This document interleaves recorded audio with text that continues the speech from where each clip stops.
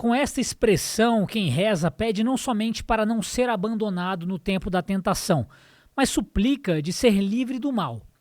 O verbo grego original é muito forte, fala da presença do maligno que tende a nos prender e do qual se pede a Deus a libertação.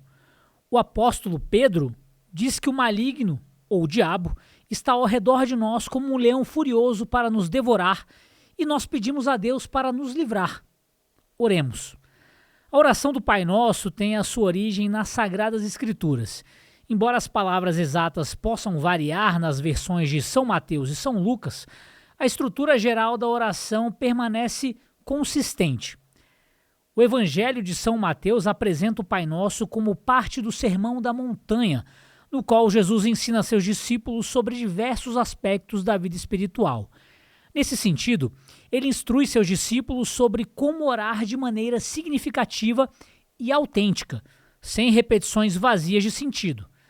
Nas vossas orações não multipliqueis as palavras como fazem os pagãos, que julgam que serão ouvidos à força de palavras. Já o Evangelho de São Lucas traz a oração do Pai Nosso em resposta a um pedido específico de um dos discípulos para que Jesus os ensinasse a rezar. Em suma, a oração resume todo o Evangelho, pois nela encontramos os ensinamentos centrais de Jesus sobre como nos relacionarmos com Deus e com os outros. Cada petição da oração reflete valores fundamentais, como a busca pela vontade de Deus, o perdão mútuo, a confiança em sua providência e a esperança na vinda do seu reino. O direito também possui valores fundamentais. Aliás, o direito deve, ou pelo menos deveria, protegê-los. Eles garantem o mínimo necessário para que um indivíduo exista de forma digna dentro de uma sociedade.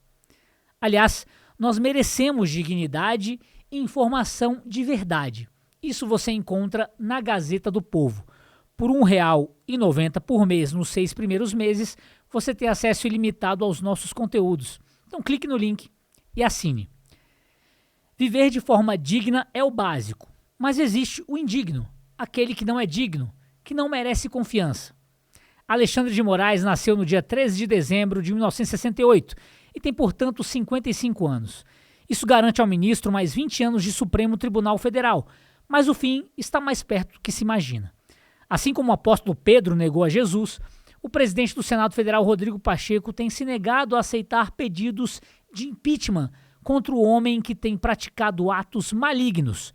Apesar disso, está cada dia mais cristalino que não existe saída nem solução diferente do que o impedimento imediato de Moraes. O famoso superpedido de impeachment já conta com quase 200 assinaturas de deputados federais, sem contar, é claro, as petições para o impeachment que ultrapassaram 1 milhão de assinaturas. Eu sei que tudo isso pode ser, numa ótica bem realista, mais do mesmo. É normal pensar assim, até porque as aberrações cometidas pelo ministro não tiveram início neste ano.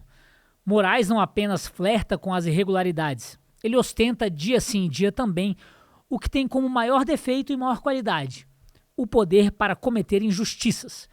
Mas ele chegou ao limite do absurdo com o bloqueio do X. Moraes ganhou o mundo com um autoritarismo único, digno de quem respira maldade.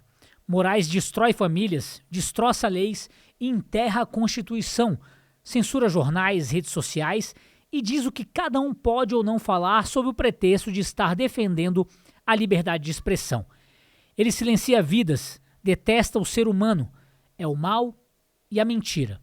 Quanto à verdade, você tem o local exato para encontrar. Clicando no link, você assina a Gazeta do Povo por apenas R$ 1,90 por mês pelos primeiros 6 meses.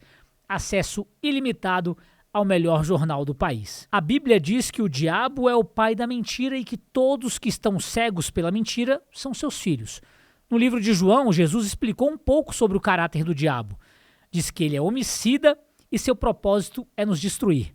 Que rejeitou a verdade ao se rebelar contra Deus. Que a mentira é sua língua materna, pois ele mente o tempo todo. E que é o pai da mentira, tendo a mentira como sua grande obra. Morte, mentira, destruição, um resumo eficaz dos atos do ministro em questão. O livro de João também diz que a luz resplandece nas trevas e as trevas não prevalecerão contra ela. Que assim seja. Oremos.